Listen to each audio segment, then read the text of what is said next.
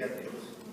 Nos acompañan el doctor Mario Hernando Cázares Vargas, el doctor Eder Meneses Espino, el doctor Arturo Delgado Santos y la licenciada Ana María Sorbet de Cruz, de quienes me permitiré leer sus respectivas semblanzas.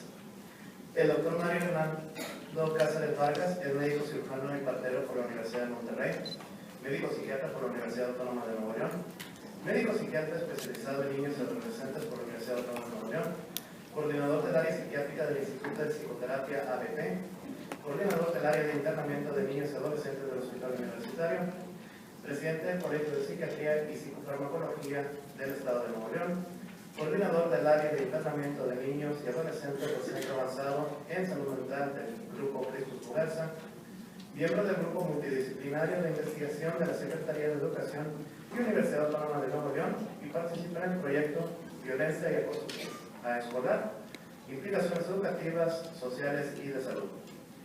Ha publicado artículos sobre bullying y su correlación con el trastorno de déficit de atención con hiperactividad y trabaja actualmente en el proyecto de investigación Bullying y Riesgo Suicida. El doctor Eder Meneses Espino es médico cirujano por la Facultad de Medicina de la Universidad Autónoma de Nuevo León, cuenta con una especialidad de psiquiatría por la Universidad de Monterrey y el Instituto Mexicano de Seguro Social. Cuenta también con una maestría en bioética por el Colegio de Bioética de Nuevo León AC, en el cual su principal área de interés son las urgencias psiquiátricas, bioética y psiquiatría. Actualmente se desempeña como médico de urgencias en el Instituto Mexicano de Seguro Social. Es profesor de bioética y de psiquiatría en la especialidad de medicina familiar, profesor de bioética en la especialidad de psiquiatría, profesor de la maestría en bioética en el Colegio de Bioética de Nuevo León y la psiquiatría interconsultante en el Hospital Rojo. El doctor Arturo Delgado Santos es doctor en filosofía con asociación en estudios de la educación por la Facultad de Filosofía y Letras de la Universidad Autónoma de Nuevo León. Cuenta con una especialidad en psiquiatría hospitalaria y de la comunidad con concentración en psicología clínica infantil y de la adolescencia, Facultad de Medicina de la Universidad Autónoma de Nuevo León. Cuenta con una maestría en psicopedagogía por la Escuela de Ciencias de la Educación, Gobierno del Estado de Nuevo León. Una licenciatura en psicología por la Facultad de Psicología de la Universidad Autónoma de Nuevo León. Una licenciatura en Educación Media con concentración en inglés y francés, Escuela Normal Superior Profesor Moisés Sáenz Garza, por el Gobierno del Estado de Nuevo León. Un diplomado en Antropología Social, Centro de Investigación y Estudios Superiores en Antropología Social, o CIESAS Noreste. Es catedrático de la Escuela de Ciencias de la Educación por el Gobierno del Estado de Nuevo León. Asesor de la Dirección de Educación Especial de la Secretaría de Educación del Estado de Nuevo León. Miembro del Grupo Multidisciplinario de Investigación de la Secretaría de Educación y Universidad Autónoma de Nuevo León y participa en el proyecto Violencia y Acoso Escolar, Implicaciones Educativas, Sociales y de Salud. Es consejero del Colegio de Psiquiatría y Psicofarmacología de Nuevo León, editorialista del periódico El Porvenir y de Radio Fórmula 1230 AM. Trabaja actualmente en el proyecto de investigación Bullying y Riesgo Suicida. Finalmente, la licenciada Ana María Sorbet de Cruz es licenciada en Diseño Industrial por la Universidad de Monterrey, directora de Ingenium ABP, la cual pertenece a la Red Voz Pro Salud Mental, National Alliance for Mental Illness y World Federation for Mental Illness. Sin más preámbulos, le cedo la palabra al moderador de este panel, el doctor Arturo Delgado.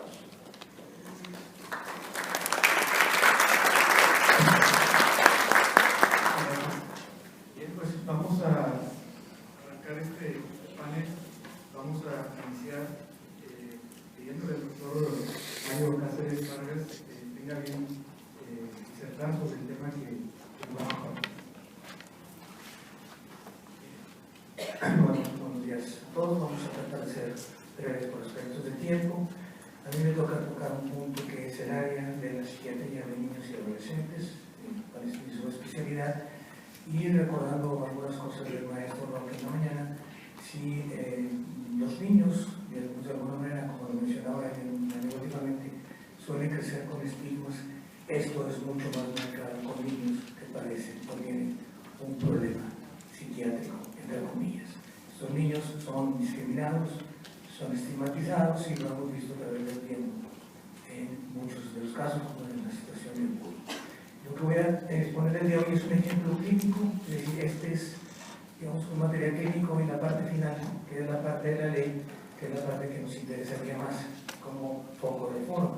Así como hay, vamos a hablar de espectro autista, también existe el trastorno de déficit de atención con y sin hiperactividad, en donde se está trabajando ya, enviamos un proyecto de ley al futuro gobernador, son otros candidatos, y igualmente con el bullying, del cual ya hay una ley ya aprobada. Entonces este es un ejemplo clínico, no pretendo saturarlos, voy a ir un poco rápido con algunos aspectos clínicos de este espectro autista, que repito es un ejemplo de cómo ha ido evolucionando la psiquiatría en niños y adolescentes en los últimos años, ligándome con todos los comentarios previos de las excelentes presentaciones, en donde existe muchísima evidencia, particularmente en los últimos 10 años, sobre los niños y sus patologías, en donde hay evidencia y en donde lo que pretendemos es que la gente esté informada y sepa cuál es una evidencia científica y cuál no.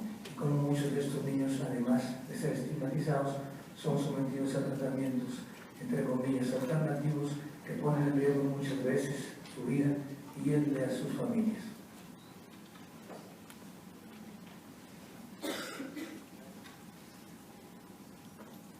Este es un ejemplo, bueno, los antecedentes. En el 8 de abril fue el primero que utilizó la palabra autismo al referirse a un paciente que tenía esquizofrenia y que se había aislado por su propio mundo. Kahneman, sin embargo, en el 43 es quien define el autismo como un trastorno en 3 esferas: un trastorno de las relaciones interpersonales, un trastorno de las relaciones interpersonales, problemas en la comunicación y el lenguaje, y una rigidez mental en el comportamiento. En general, los trastornos del espectro autista se definen como trastornos de neurodesarrollo que tienen una base genética y los cuales se manifiestan en etapas tempranas a través de una serie de trastornos de interacción social, de la comunicación y del comportamiento. Generalmente inicia en los primeros 2 años de vida con la primera infancia. Cabe señalar que mucha de la patología que vemos en los adultos se desarrolla y da síntomas desde la niñez. El problema es que no la tratamos, y no la tratamos precisamente por el estigma de ir al psiquiatra, y menos al psiquiatra de niños y adolescentes. Entonces, ¿qué ocurre? Ocurre que la historia natural de la enfermedad va pasando y ya encontramos adolescentes y adultos con una serie de trastornos bien definidos que pudieron haber sido identificados en el niño. Y se consideran los trastornos del neurodesarrollo de acuerdo al DSM-5. En cuanto a la etiología, pues aquí en general está asociado a una serie de síndromes genéticos, como el X frágil, el Prader-Willi. Hay antecedentes de familiares con trastornos del espectro autista. La edad avanzada de los padres es otro factor de riesgo. Exposición a tóxicos durante la gestión, algunos casos de epilepsia, como el síndrome de West, alteraciones a nivel de una serie de neurotransmisores que están perfectamente ya identificados, anticuerpos IgE, materno durante el embarazo y factores ambientales. La prevalencia es muy interesante. A nivel mundial 60 a 10.000.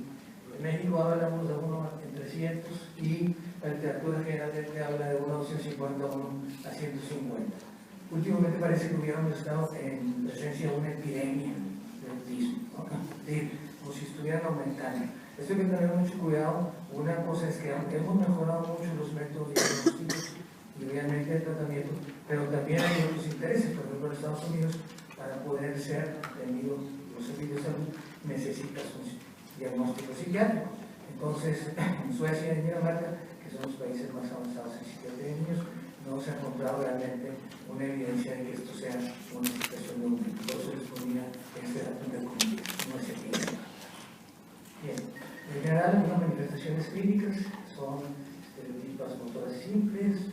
Hay niños que tienen una fascinación por los juguetes, ecolalia repiten las últimas frases que ellos mismos forman, angustia frente a los cambios pequeños. Esto va a ser un aspecto importante del respeto a los derechos humanos con niños con este tipo de trastornos. Hay que respetar esas características propias de su problema.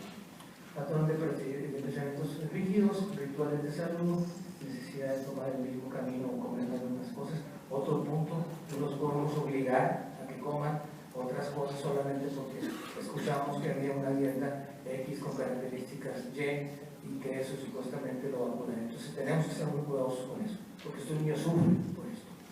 Fuerte apego con los objetos inusuales y interferencia aparente de la temperatura. Generalmente son chicos que no responden a órdenes con su propio nombre, tienen mucha dificultad para centrar la atención en ciertos temas, dificultades en transiciones, olfateo, palpitación, fascinación por luces o movimientos, habilidades especiales en áreas de memoria, cálculo. Es decir, hay un espectro, son niños que se mueven, de niños con situaciones más graves, dificultades serias en la comunicación, a niños que pueden llegar a ser brillantes. El DSM-5 ya modificó esta clasificación, y entonces antes hablábamos de los autistas de alto funcionamiento, pero los niños con síndrome de Asperger, niños y adultos, porque también tenemos un problema, que estos niños crecen, van a crecer con el diagnóstico del espectro autista, y en la vida adulta también van a tener una serie de dificultades, sobre todo en la interacción social, intereses excesivamente circunscritos y perseverantes. Generalmente el diagnóstico, bueno, esto es muy importante, como todo en la patología de niños y adolescentes, un diagnóstico precoz importante en estas áreas y en otras hace la diferencia en la evolución del tratamiento de estos pacientes y de sus familias. En fin, hay una serie de instrumentos que no voy a tener, a la de la escala autista y datos de alarma y los criterios diagnósticos del DSM-5. Estos son, no se los voy a leer, parece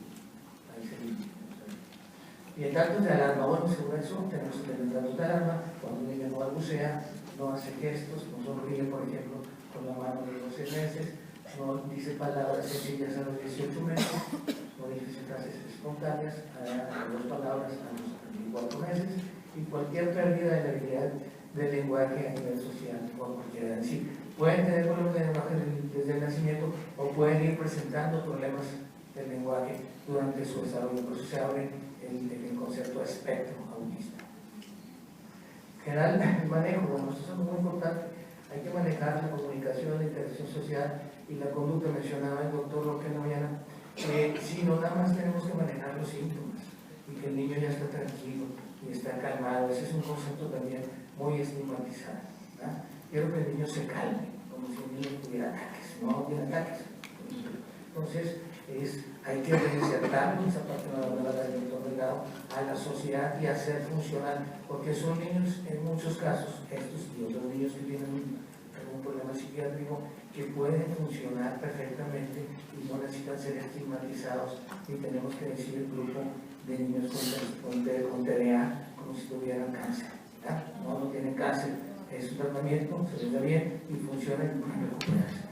Aquí habrá un espectro, no como si que se curan en este proceso, porque ya nos hubieran dado el premio Nobel, aunque haya mencionado eso, pero sí tenemos que reinsertarnos. El aspecto psicosocial es muy importante y el aspecto médico-farmacológico, así como la psicoeducación familiar, es fundamental. En general, bueno, estos son algunos de los fármacos, repito, los tratamientos en esta área son moratoriamente conjunturales. ¿Esto qué nos llevó? Nos llevó a una serie de especialistas en donde hay pediatras, neurólogos pediatras, alergólogos y psiquiatras a formar o tener un consenso sobre el espectro autista. Y la idea es elaborar un documento científico sobre los mitos y las realidades del autismo para evitar la charlatanería y los tratamientos alternativos no científicamente comprobados. Es decir, puede haber tratamientos anecdóticos, pero deberían que sean científicamente comprobados y que se puedan replicar. Hay una enorme diferencia. Y la idea es que establezcamos líneas de investigación interdisciplinarias con estos colegas. Y se publicó en este año, 3 de marzo, en la Ley General para la Atención y Protección de las Personas con Condición de Espectro Autista.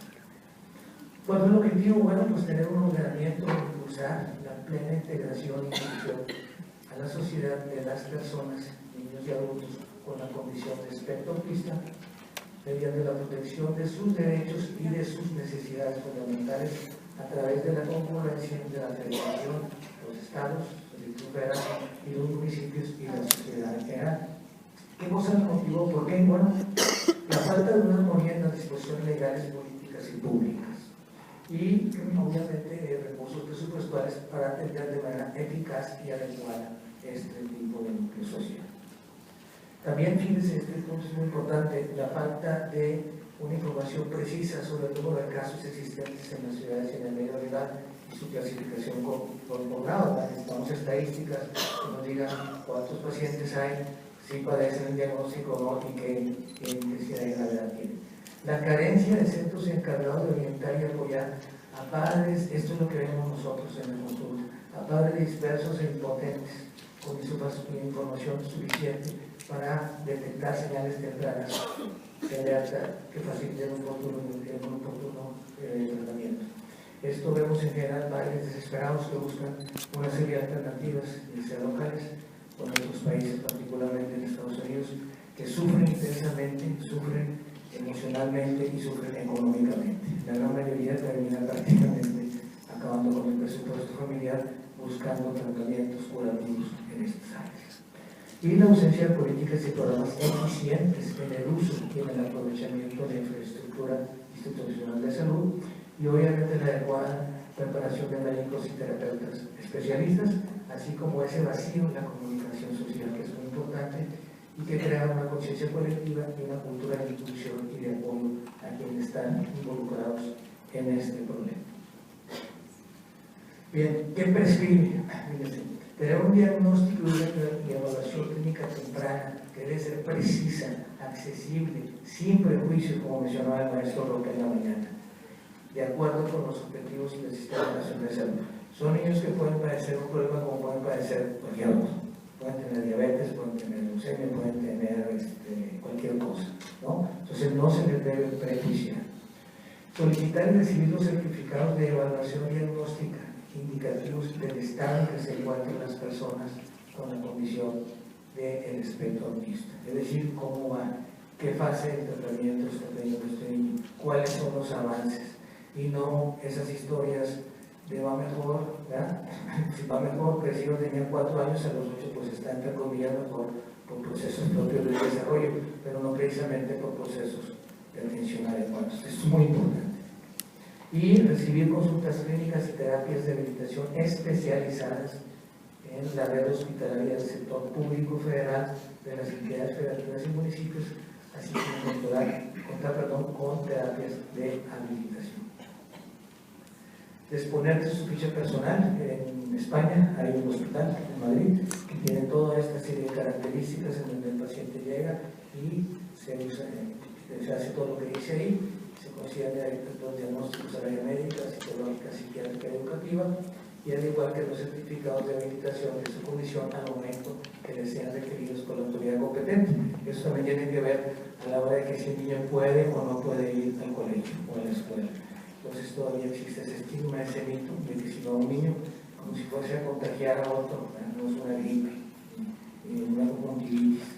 Y el otro mito no es que no sabemos qué hacer, si se pone como loco, no se va a poner como loco, o sea, un niño bien reinsertado con programas como lo mencionado más adelante el doctor Arturo Grau puede tener un funcionamiento adecuado. Ser inscritos en el Sistema de Protección Social de Salud, conforme a lo establecido por la Ley Federal de Salud. Y muy importante, queda estrictamente prohibido para la atención y preservación de los derechos de las personas con la condición de espectro autista y su familia lo siguiente: rechazar su atención en clínicas y hospitales del sector público y privado. Es común que niños que tengan entre comillas, diagnóstico sean rechazados antes de llegar a la consulta. No lo quiero ver. No, ya que hable el psiquiatra, inmediatamente, el paciente no llega y hable, porque ya se están imaginando una serie de cosas que realmente no son. Entonces eso hace que muchas veces se les niegue la atención. Los niños con este aspecto se pueden enfermar de todo, del estómago, de gripe, de lo que sea, son humanos, personas. Entonces el hecho de padecer un problema no necesariamente los tienes que excluir, ¿verdad? Y no le vamos a brindar atención, cosa que vemos con mucha frecuencia. Lo segundo es negar la orientación necesaria para un diagnóstico y un tratamiento adecuado. Y esto es muy importante, desestimar el traslado de estos chicos a instituciones especializadas con el supuesto de carecer de los conocimientos necesarios para su atención. Como si estuviéramos, no sé, siglo XVIII, no sabemos nada, no, sí sabemos. Y estos niños, igual que otros, pueden ser beneficiados con tratamientos con evidencia científica. No podemos desestimar. Lo que pasa es que tienen este aspecto que sí se va a quedar toda la vida. Como decía el maestro Roger, desde chiquito hasta que sea grande. No podemos hacer nada. No, sí podemos hacer muchas cosas, nada más que hay que hacerlas bien. Y el número 3, actuar con negligencia y realizar acciones que pongan en riesgo la salud de las personas, así como aplicar terapias riesgosas indicadas, por ejemplo, como puede ser la sobremedicación, que altere grado la condición, u ordenar internamientos injustificados en instituciones psiquiátricas. Como coordinador del hospital, bueno, pues hemos tenido niños internados por este problema, hemos tenido niños internados por estos problemas, pero no son niños para vamos a meterlos al hospital psiquiátrico o vamos a darle sobremedicación para que esté tranquilo, y lo más importante, terapias riesgosas. ¿Qué puede haber de riesgoso en una equinoterapia? Pues que el niño se sube al caballo y el caballo fue muy mal y se cayó y se mató o se fracturó el cráneo, ¿verdad? ¿Y por qué no? Pues es que me dijeron que la quimioterapia era muy buena. Entonces, ese es un factor de riesgo. No lo voy a poder comer específicamente una serie de cosas, lo voy a aplicar una vacuna que está muy de moda. No hay vacunas. Aquí hemos trabajado con la Sociedad de Neurología en este tema, en donde vamos a pedir un montón de estudios y vamos a darle una vacuna para que se quite el autismo. Entonces, hay que tener mucho cuidado con ese tipo de tratamientos. Finalmente, como conclusión, vamos a contar a partir de este año ya con esta ley de protección del espectro autista.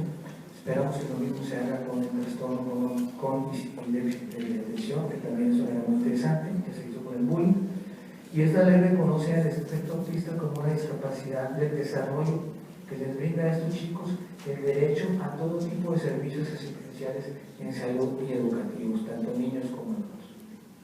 Fíjense, ya no depende de la buena voluntad de las personas o asociaciones civiles que con el mejor deseo, con el corazón más grande, hacen esa labor, que esto ya no puede ser así, tiene que haber una base, una evidencia. Y finalmente establece la voluntariedad por parte del Estado y funcionarios públicos de brindar un servicio de salud y calidad a esta población. Es decir, que la población que está siendo tratada por un problema de salud mental en niños y adolescentes, como decía el maestro en la mañana, si hay dos principios y de por sí, el paciente con un problema en la salud mental está estigmatizado, el de la tercera edad y el de la niñez y adolescencia tienen doble factores de riesgo, doble vulnerabilidad. En general, pues muchísimas gracias.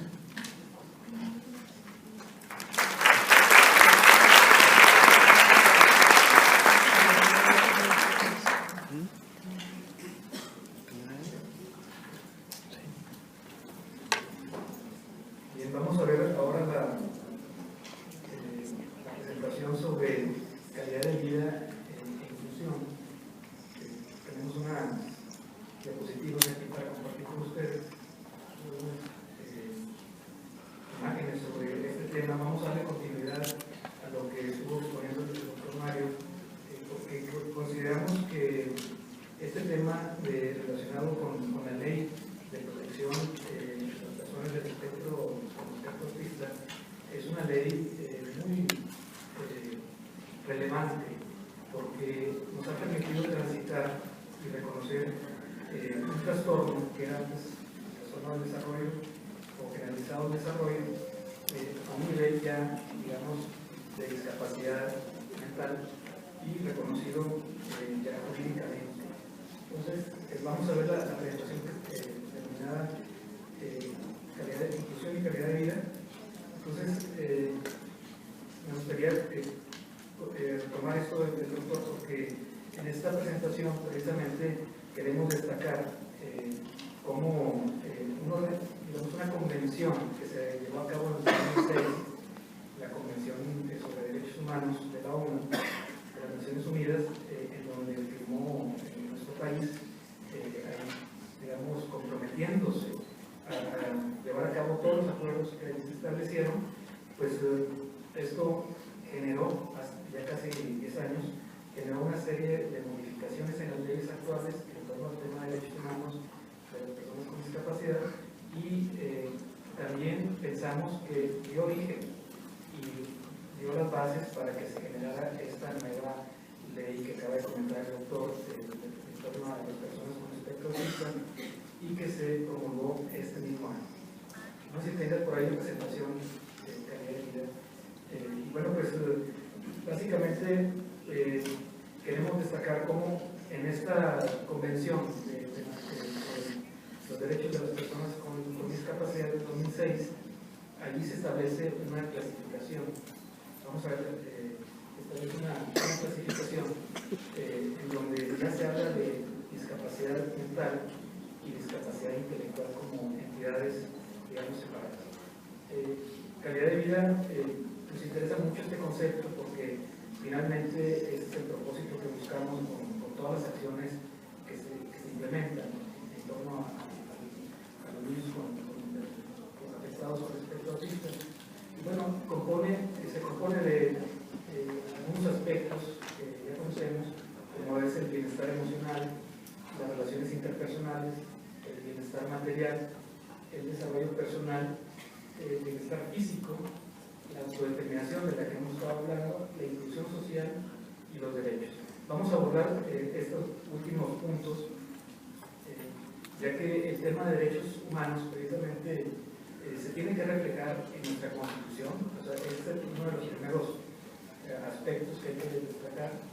Debe estar basada en los tratados internacionales, como ahorita lo señalábamos. El Estado mexicano es quien debe garantizar los mismos, está obligado a hacerlo. Y bueno, está basado precisamente en el tema de la dignidad, que ahorita en el panel anterior lo comentaron muy bien. El valor de la persona también lo señalaron igualmente, y la cuestión de la igualdad de los derechos y las oportunidades. Es otro aspecto central que permite precisamente todo ello elevar el nivel y la calidad de vida de las personas.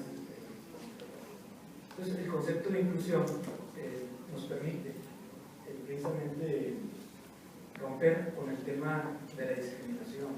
Es decir, la discriminación genera exclusión, que es el binomio opuesto precisamente de la inclusión, y todo ello está centrado en el reconocimiento de la diversidad humana como un valor. Eso yo creo que debemos de considerarlo como un aspecto muy importante que fundamenta todo lo que es derechos humanos.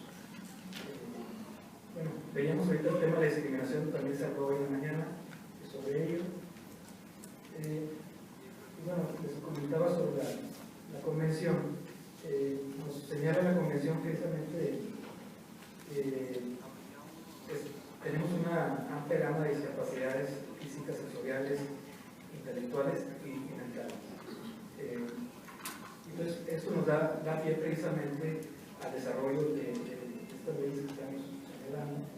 Y el concepto de discapacidad, yo creo que tenemos que siempre volver a él porque es muy importante, en donde tenemos una interacción entre un déficit físico, sensorial, mental, intelectual, y tenemos también una respuesta que da el entorno. Esa respuesta son las barreras, y pueden ser de esta naturaleza.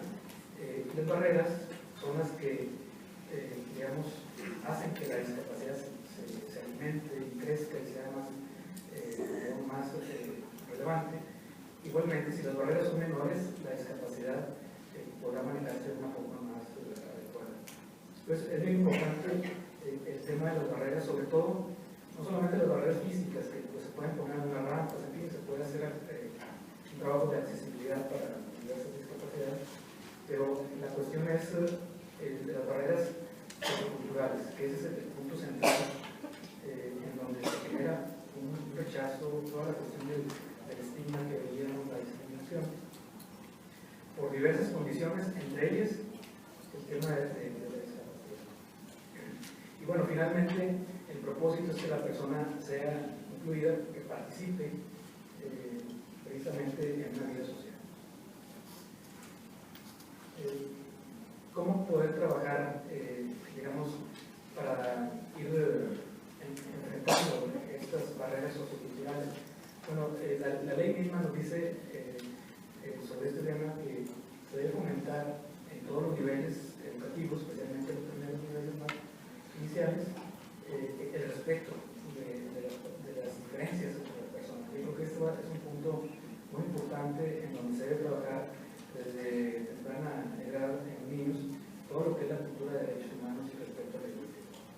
Bien, los principios que están establecidos en la Convención son principios que nos sirven muchísimo precisamente para orientar todo el trabajo que se debe llevar a cabo con las personas con discapacidad, la no discriminación, la participación e inclusión, que es lo que estamos comentando, plena generosidad, el respeto por las diferencias y la aceptación de las personas con discapacidad como parte de la diversidad de la condición humana, la igualdad de oportunidades, la accesibilidad, la igualdad de género. Y este es un punto nuevo que planteó la Convención y que yo creo que dio pie precisamente a esta ley del espectro autista, el respeto a la evolución de las facultades de los niños. Este es un tema que no se había abordado en la explícita.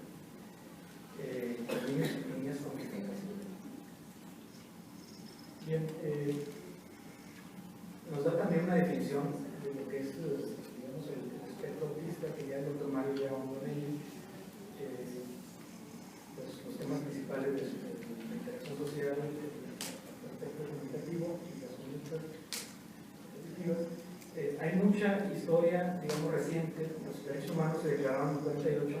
En los años 70 tenemos la Declaración de los Derechos de los Impedidos.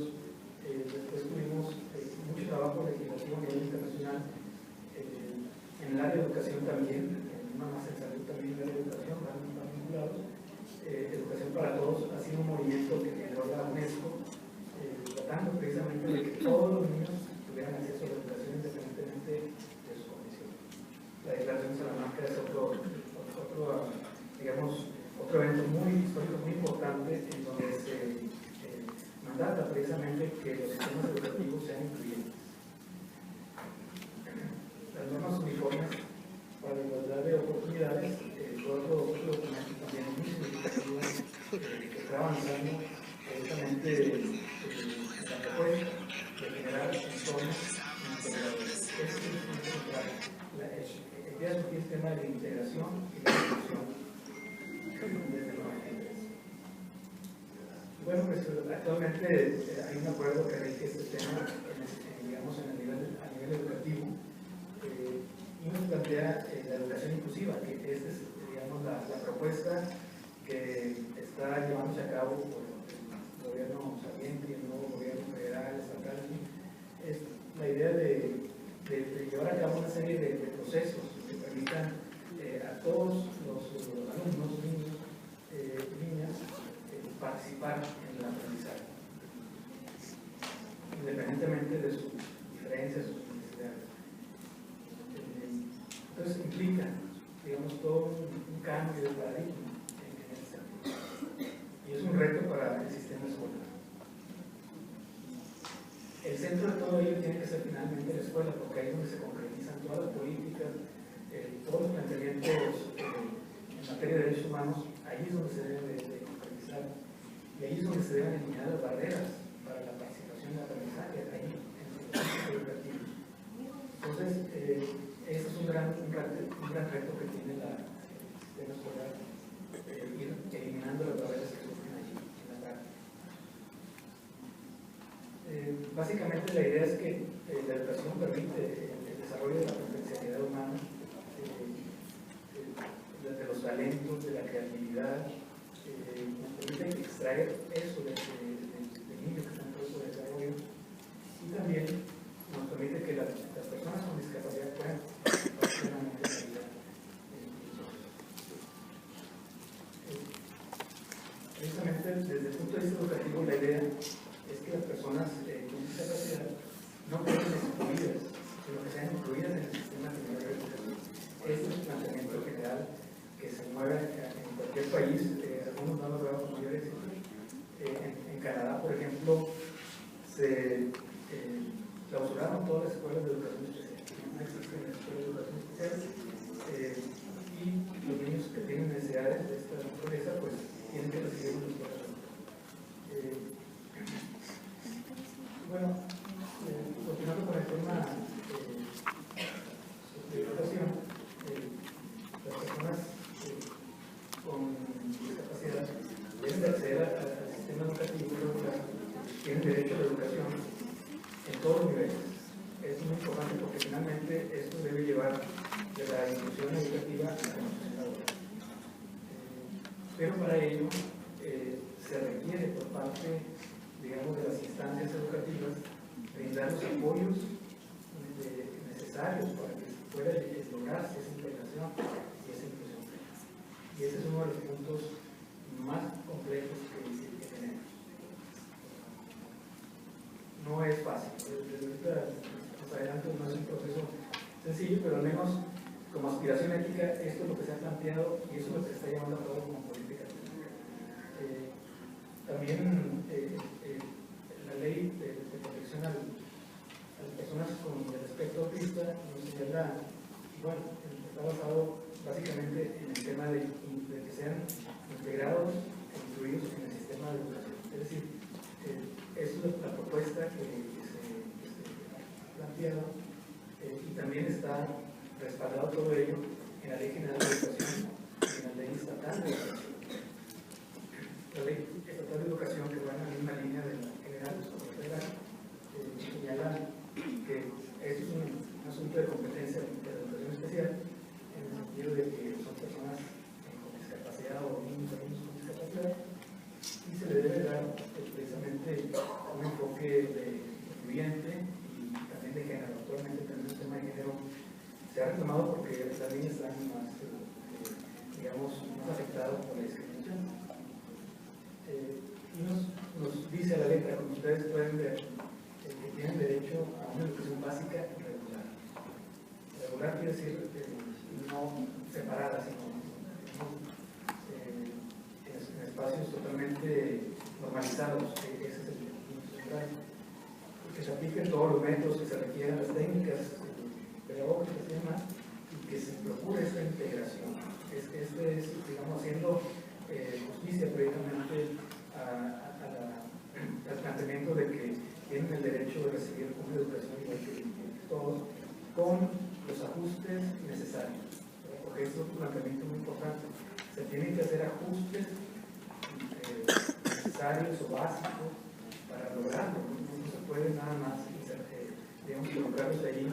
Obviamente será un fracaso. Entonces, para tener éxito, tienen que darse los ajustes necesarios, las adecuaciones, las adaptaciones, todo lo que eso conlleva. Y eso requiere precisamente, nos decían allá la gente que vive en Canadá, que tuvimos la oportunidad de platicar, que se requiere un equipo multidisciplinario, que no puede estar bien entrenado, bien capacitado para ayudar a los niños a irse integrando independientemente de la profundidad de su daño en cuanto a la discapacidad de desarrollo.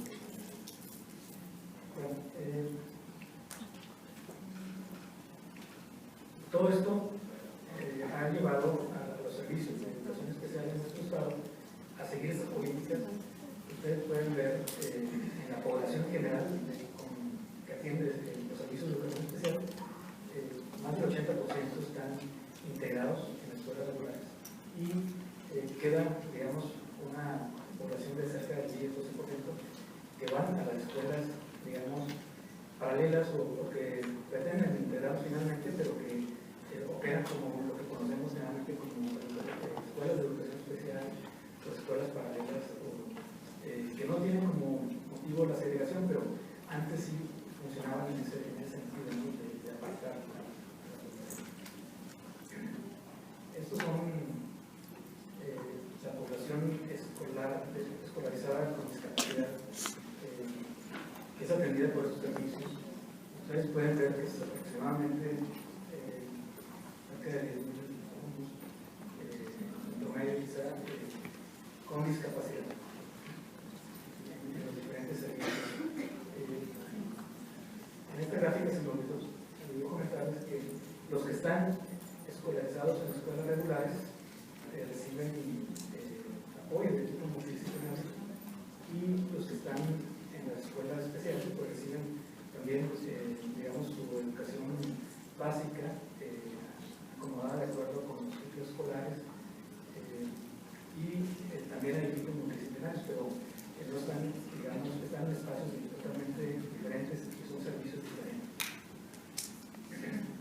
Bien, aquí tenemos una gráfica de cómo se ha comportado, digamos, la atención a lo que es los trastornos generalizados de desarrollo desde el 2010.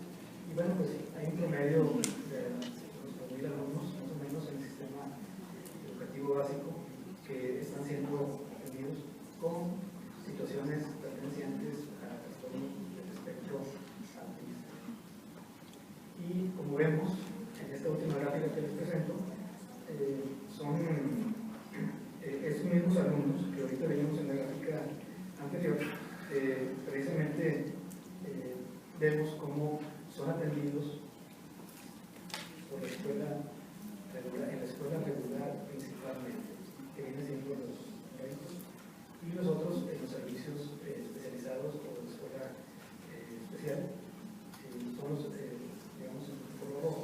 De tal forma que existe esa tendencia a la integración, se está llevando a cabo. Obviamente buscamos que siempre el éxito en este proceso no siempre se logra, pero creo que tenemos que considerarlo como un factor muy relevante, porque a los 2 o 3 años, a los 4 que reciben ya la fase el diagnóstico de que el niño está ubicado con esta situación de espectro autista, pues entran en un proceso de duelo, en fin, hay que trabajar con ellos, pero de ahí, de lo que sigue, después de que el psiquiatra infantil hace su diagnóstico, pues se requiere mucha educación.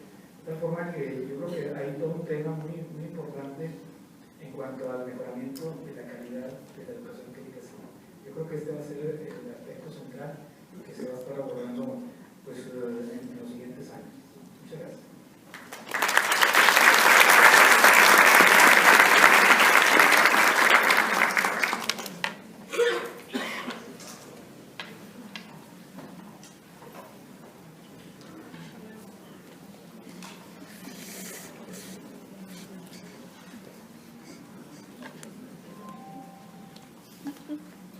Buenas tardes a todos. Gracias por ser parte del Colegio de Psiquiatría. Me da mucho gusto que en los últimos años áreas como la bioética hayan tomado más auge, que haya compañeros que se hayan interesado por estos temas, que como se dijo en el panel anterior, es un área que se aplica en todas las áreas de la vida, pero que particularmente en lo que respecta a la psiquiatría y a la salud mental es aún más importante porque se trata de pacientes vulnerables. Bueno, por cuestiones del tiempo voy a dar una forma breve sobre el aspecto de la confidencialidad y el secreto profesional en lo que respecta a la psicoterapia y a la psiquiatría en general. Bueno, hay que tomar en cuenta primero que el secreto profesional es un concepto ya muy antiguo, pero que tiene un fundamento legal, ¿sí? En el cual una persona, por la profesión que está ejerciendo, tiene una obligación de quedarse callado de todo aquello que sepa o que escuche en el ejercicio de dicha profesión, ¿sí? Y bueno, al contrario de lo que pasa en otras profesiones en lo que respecta al secreto médico, y esto incluye no solamente a los médicos, sino a los psicólogos, a los psicoterapeutas y a cualquier persona que practique lo que se llama acto médico, ¿sí? Este secreto prevalece aún en un juicio. De entre estos, los que son más conocidos pues son los de los abogados, los de los periodistas, los de los médicos, psicólogos, los que comentamos. Y bueno, esto viene, como ya dijimos, desde los romanos, no voy a ahondar en esto. En cuanto a lo de el secreto médico, se basa desde el juramento hipocrático, que dice que todo lo que vea y oiga en el ejercicio de su profesión y todo lo que sepa acerca de la vida de alguien y que no deba de ser conocido por los demás, lo voy a callar, ¿sí? De una forma inviolable. Bueno, ya en lo que fue en Ginebra en 1948 y que se ratificó en Sydney, se dice que juro solemnemente guardar y respetar los secretos a mí confiados, aún y después de que fallezca el paciente. Bueno, hay un código muy concreto de ética en Estados Unidos en el que se dice que la obligación del secreto se extiende más allá del periodo de los servicios y que no solamente en los aspectos privados de la vida del paciente, sino que también de sus familias, ¿sí? Y bueno, en el caso de lo que es en la salud mental, con los psicólogos y los psiquiatras, ¿sí?, se basa en el respeto a la intimidad del paciente, ¿sí? Vamos a ver qué es la intimidad.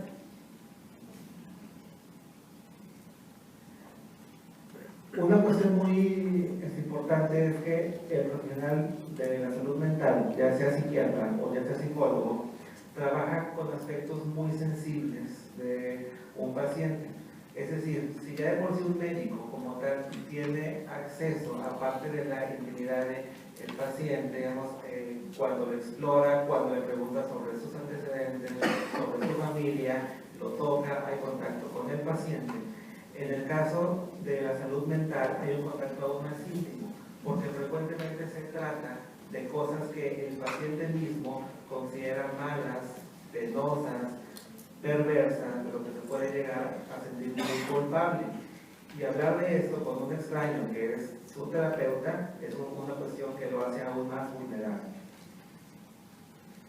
Y bueno, a esto hay que aunar que en ciertos casos hay una pérdida del contacto con la realidad, que hay una alteración del juicio en la que frecuentemente el paciente, en lugar de ver a su médico como una figura protectora, como se suele pensar, puede llegar a ver a su terapeuta en ciertos momentos como una figura persecutoria. Y bueno, se basa en una necesidad de que se genere una confianza entre el profesional y quien acude a solicitar sus servicios, ¿sí? Hay ciertos casos en los que esto se pierde, que lo vamos a ver de una forma breve.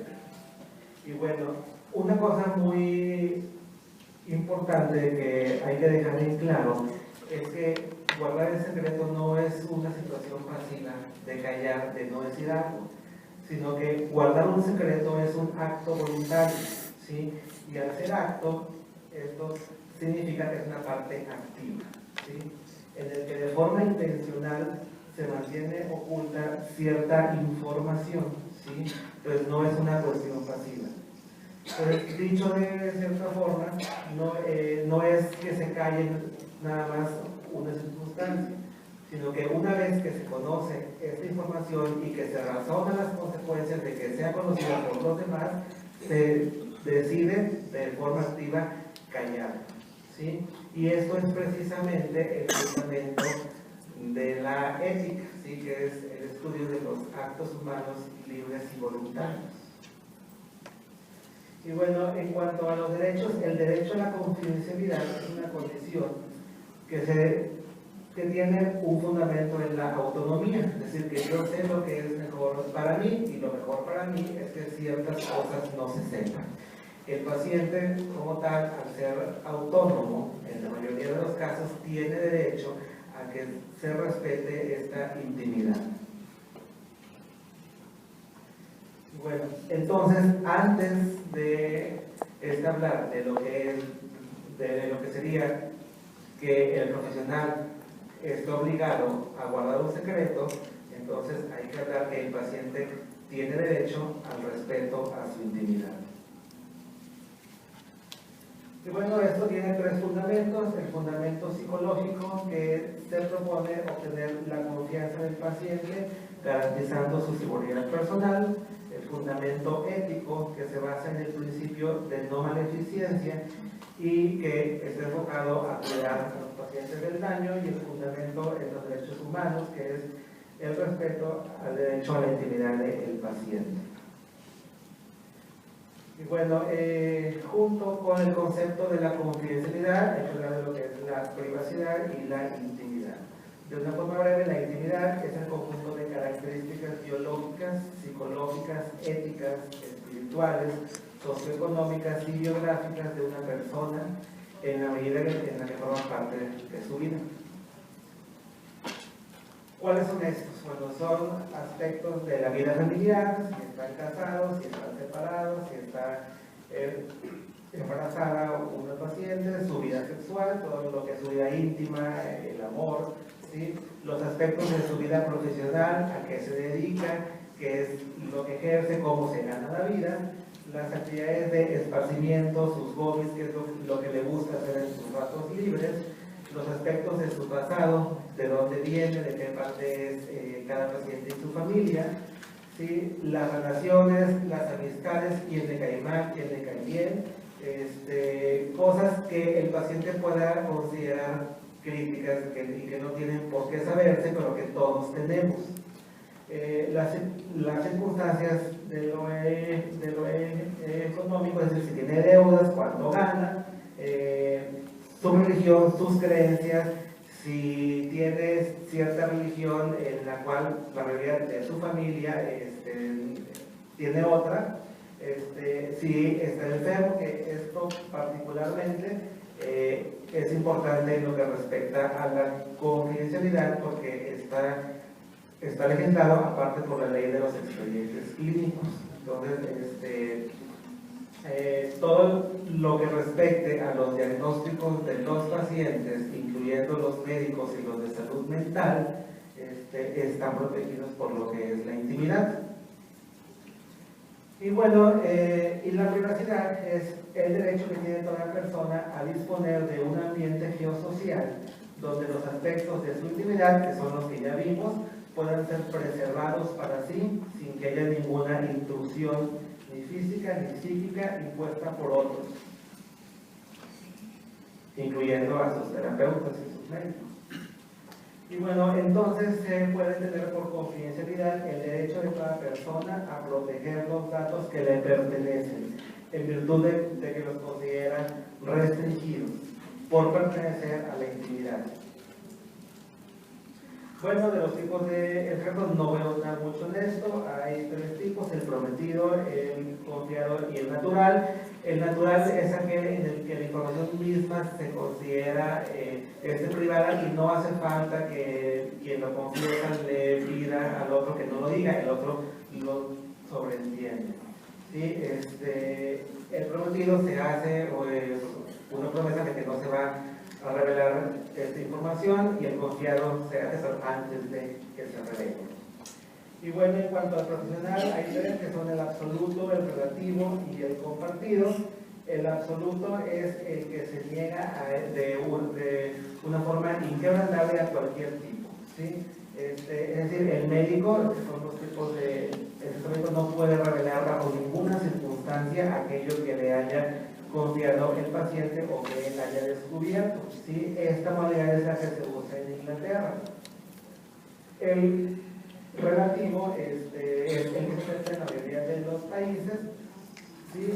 Y que tiene ciertos límites. ¿Cuál es ese límite? De la causa justa. ¿Y qué es una causa justa? Cuando esté en riesgo la vida o la integridad del paciente mismo o de terceros. ¿Sí? El caso típico de si un paciente tiene riesgo de causar una lesión a otras personas, se puede romper el secreto.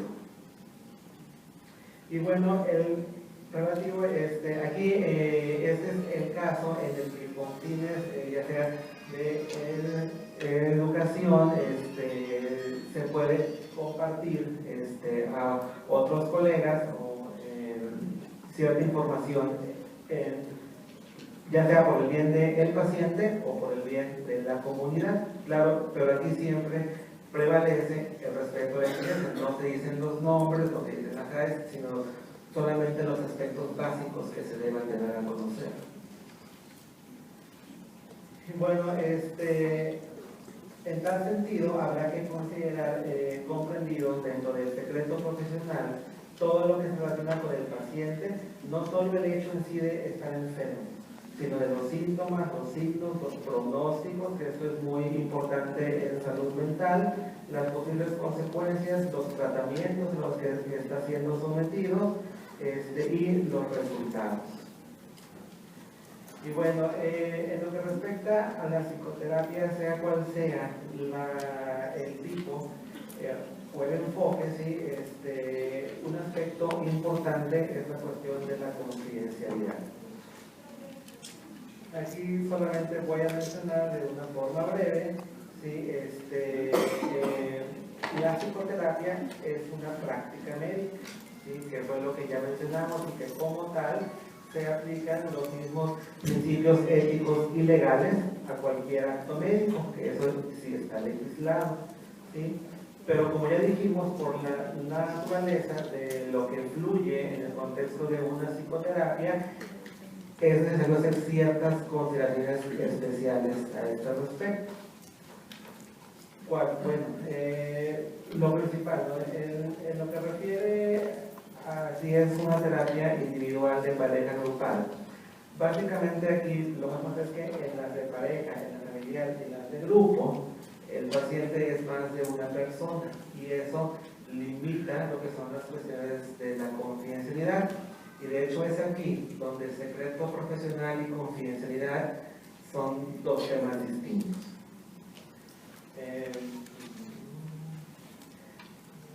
También el caso de una supervisión del terapeuta, de las grabaciones, de las viñetas, de los videos, de la cámara de Gesell, ¿sí? Lo que decíamos del grupo, y de la psicoterapia del propio terapeuta. Bueno, en individual los aspectos básicos ya los conocemos y el paciente inicialmente tiene miedo de contar su intimidad a una persona que de primera instancia es un extraño y son cosas que pueden ser bastante sensibles.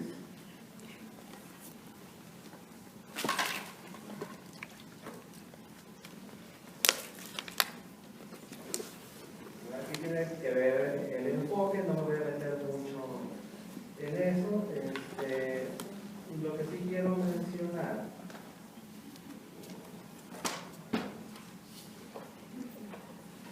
es esto. Ya sabemos que cuando un paciente acude a psicoterapia o a cualquier acto médico psiquiátrico, frecuentemente no lo hace por su voluntad, sino que es presionado o instado por los familiares a que vaya. Esto pasa más en las clínicas psiquiátricas. Y es frecuente como tal que los familiares, incluso los amigos, acudan con el médico que lo trató para pedir ciertos informes sobre aquello que le está pasando a su familiar. Uno tiene cierta obligación, digamos, moral de darle cierta información a los familiares sobre que su paciente puede tener tal o cual enfermedad, pero eso tiene bastantes limitantes por la cuestión del secreto profesional. Y uno siempre tiene que platicar esto con el paciente para saber qué es aquello que el paciente desea que se conozca y que no. Y en salud mental esto también es importante porque frecuentemente el paciente desea que muchas cosas no las sepa el familiar y esto también lo puede usar como un arma de doble filo en el que quien lo trata, pues esto lo debería de saber el familiar y puede que nos sintamos con la necesidad de que por el bien del paciente se dé a conocer esta información. Se puede uno amparar en lo que se mencionaba de la justa causa, pero siempre debe hacerse después de hacer un juicio en el que yo evalúo las consecuencias de dar a conocer esta información y perder cierta confianza en el paciente. Y bueno, en lo que respecta a las parejas, aquí básicamente hay que comentar con las parejas al inicio de la psicoterapia, lo que respecta a que aquello que se maneje en el contexto de una psicoterapia, sea cual sea el objetivo de la misma, se debe quedar en el contexto de la psicoterapia y que incluso en el caso de que las parejas sean disueltas, esta información no pueda ser usada ni en el contexto de un juicio, ¿sí? Ni en forma social como forma de agredir a la expareja.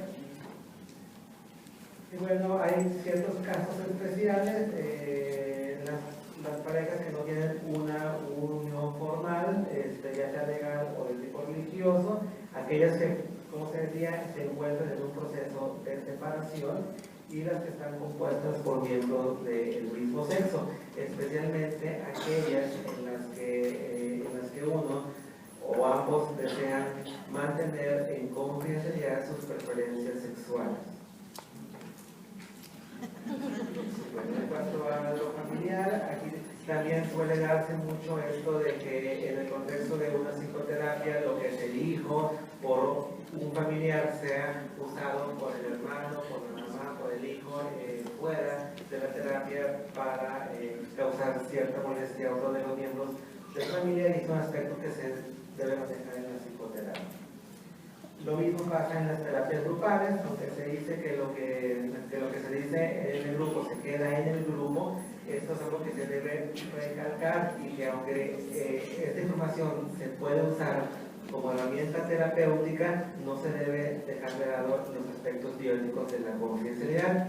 A esto es precisamente a lo que me refería cuando decía que cuando se trata de más de una persona, el paciente, el terapeuta puede garantizar el secreto profesional, que es digamos, lo que a él le toca callar, pero no siempre se puede garantizar la confidencialidad porque hay más personas implicadas. Entonces es un doble trabajo que hay que hacer, tanto en lo ético como en lo profesional, para que se respete al máximo la confidencialidad de los pacientes.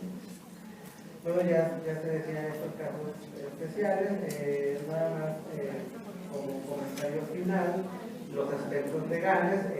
Aquí quien lo evaluemos, quien funge como peritos, de antemano debe informar a la persona que se evalúa que aquello que diga no será confidencial y que será conocido por terceras personas. Bueno, por mi parte es todo. Muchas gracias.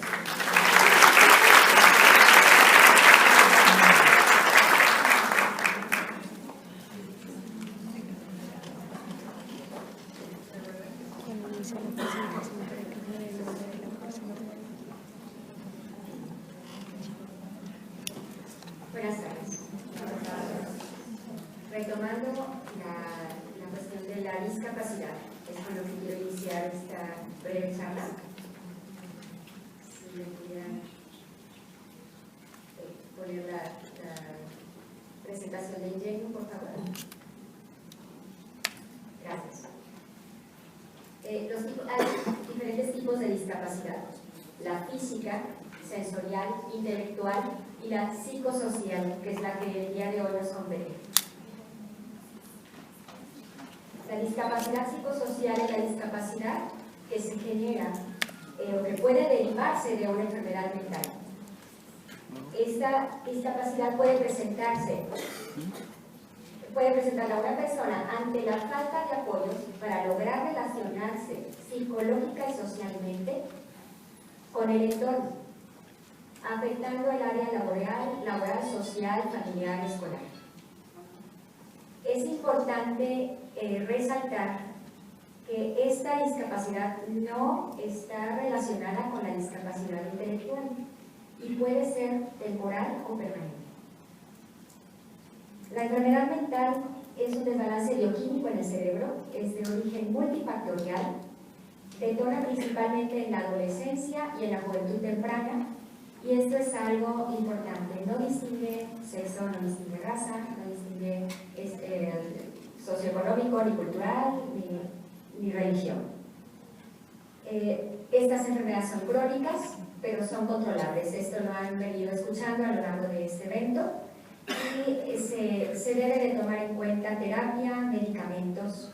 La educación es una parte fundamental de este tratamiento, el apoyo familiar y social y el cuidado integral de la salud. Esta también es una frase que acaba de mencionar el doctor Cáceres, y es algo muy importante. La detección y el tratamiento a tiempo equivalen a una mejor expectativa de vida. Estas enfermedades alteran la forma de pensar, de relacionarse con los demás, de sentir. Y estas son algunas estadísticas también que hemos escuchado a lo largo del evento. Vamos a repasarlas rápidamente. El 12% de la población padece una enfermedad mental severa, solamente el 25% busca tratamiento. Y de ese 25%, solamente el 10% recibe el tratamiento adecuado. El 28% de la población en México ha padecido o padecerá en algún momento de su vida alguna enfermedad mental en mayor o menor grado. El 12% que vemos arriba, estamos hablando de enfermedad mental severa. El 28%, estamos hablando de un poco más de 1 de cada 4 personas en México, estamos hablando de enfermedad mental o de algún trastorno mental en mayor o menor grado. El 50% de las personas que tienen abuso de sustancias tienen también una enfermedad mental. De los 10 principales trastornos que generan años de vida perdidos por discapacidad, 5 son psiquiátricos. Y algo que llama la atención en por qué las personas no buscan un tratamiento médico adecuado y todo esto, es que sabemos que existe un mejor pronóstico de recuperación que cualquier otro, que muchas otras de las enfermedades como enfermedades cardiovasculares o el cáncer. Este es algo que creemos que es la respuesta a esa pregunta. El estigma y la falta de información son los principales obstáculos para que una persona que requiere un tratamiento busque ayuda. Reconocer y tratar oportunamente una enfermedad mental evitará años de sufrimiento a la persona afectada y a la familia. Hay que tomar en cuenta que por cada persona que tiene algún diagnóstico psiquiátrico hay por lo menos un promedio de 4 personas afectadas también por lo mismo. No por la persona, sino por la enfermedad. Cuando existe una enfermedad mental en casa, quiero platicarles el día de hoy que existe Ingenio. Somos una asociación sin fines de lucro que trabajamos en la prevención y la sensibilización a la sociedad. Propiciamos la reinserción social, familiar, laboral, escolar de las personas con una discapacidad psicosocial. Y nosotros, allá a mano derecha, grandote, queremos comentar, y es importante recalcar, nosotros no diagnosticamos, no recetamos, no damos terapia, porque no somos doctores y no somos psicólogos. Entonces estarán preguntando, bueno, entonces, ¿qué hacen estas personas? ¿Esos son los dos? Bueno, lo que hacemos, lo que sí hacemos es ofrecer cursos psicoeducativos. Nosotros damos educación en salud mental a la sociedad. Esto se hace posible gracias a 150 voluntarios capacitados y con mucho compromiso con la sociedad. Y tenemos 2 grandes banderas que siempre defendemos a capa y espada. Es la calidad y la calidez. De esa forma es que nosotros brindamos nuestro servicio. ¿Cómo lo hacemos? A través de 3 programas, podríamos decir 3 bloques principales. El de familia a familia son los programas que van dirigidos al apoyo de personas que tienen un ser querido con algún diagnóstico psiquiátrico. Alguien que ya haya sido diagnosticado por una enfermedad mental severa como esquizofrenia, esquizoafectivo, trastorno bipolar, depresión mayor, trastorno límite de la personalidad, diagnóstico dual, que es cuando se presenta una enfermedad mental y una adicción, y algunos otros padecimientos. El de colega a colega, el programa de colega a colega va enfocado exclusivamente a las personas que tienen un diagnóstico psiquiátrico. Y el programa de una alianza por la salud mental va enfocado a la sociedad. Este programa de una alianza por la salud mental consiste en una conferencia que llevamos a diferentes públicos para hablar sobre las primeras señales de alerta que pudieran ser el inicio de una enfermedad mental severa. Este es el programa de educación continua, consiste en una conferencia mensual impartida por especialistas, también de manera voluntaria, que tenemos dentro de la institución que nos apoyan, y esta se imparte en Citermex. Una vez al mes tenemos un tema diferente, este que están viendo aquí, de los olvidos a la demencia, herramientas para el paciente y su cuidador, es la siguiente conferencia, la del mes de septiembre. Y el tercer programa que tenemos para educar a la sociedad es una serie de seminarios que se llama Construyendo en Salud Mental. También son impartidos por especialistas que nos apoyan dentro de la institución, tienen fechas específicas, y este es el próximo seminario que tendremos. Tratará acerca de los mitos, actualidad e información acerca de las fobias, trastorno de pánico y trastorno obsesivo compulsivo, y será llevado a cabo el próximo sábado. Vamos a estar aquí afuera para cualquier información con todos los críticos de lo que hacemos en la sociedad, en la asociación. Las personas con una enfermedad mental y sus familiares tienen el derecho a ser tratadas con respeto y a tener una vida digna.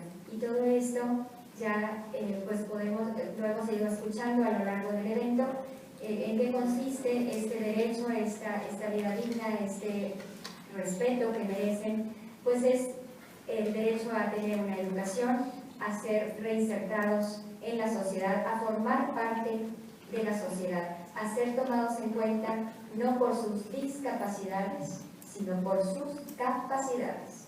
Darles un trabajo tomando en cuenta cuál es la capacidad que tienen y no tomando en cuenta la discapacidad que tienen. Usted puede ayudarlos y usted puede cuidar su salud mental y la de su familia. Aquí hay cosas muy como sugerencias prácticas y sencillas ante una crisis. En la medida de lo posible, porque no siempre se puede, pero en la medida de lo posible, hay que evitar la crítica y las amenazas.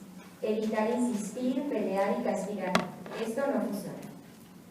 Trate de no reñir con el resto de los involucrados. No lo incite a cumplir sus amenazas. No se coloque frente a la puerta. Evite el contacto visual directo y continuo. Manténgase a una distancia razonable.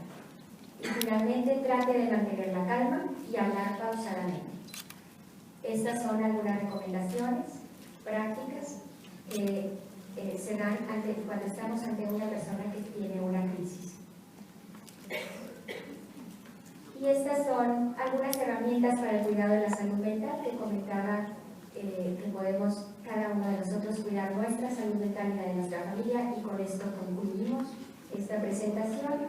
Es el buen manejo de emociones, tener una buena alimentación, pensar muy bien que el descanso es algo importante y tener buenos hábitos de descanso, hacer ejercicio, meditación, relajación, escuchar música clásica, borrar el rencor. Me encanta esta foto que está aquí, en donde borramos el rencor. Eso es algo importantísimo. Aceptación del pasado, visualización positiva del futuro, practicar la resiliencia, expresar y recibir afecto, desarrollar el sentido del humor, desde luego el buen sentido del humor,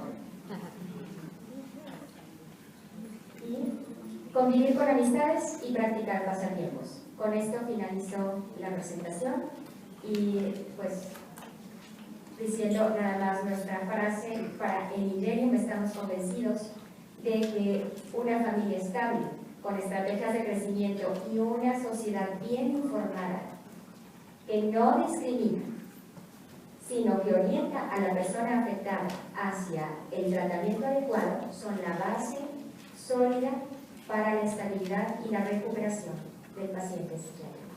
Muchísimas gracias.